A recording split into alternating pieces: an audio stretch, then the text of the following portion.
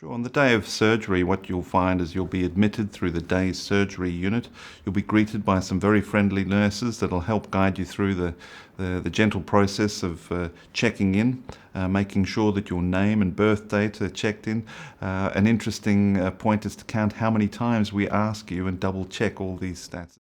You'll see me in the anaesthetic bay before the surgery, and we'll guide you through that process as we introduce you to the theatre team. When you wake up from your surgery, you'll be pleasantly surprised to know that the surgery is done. It's often like time has just stopped and you've woken up. It's over before you know it. The modern anaesthetic drugs mean that we don't use any breathing tubes or anything down into your lungs. You're doing your own breathing, which means you wake up very gently and very quickly without a hangover effect.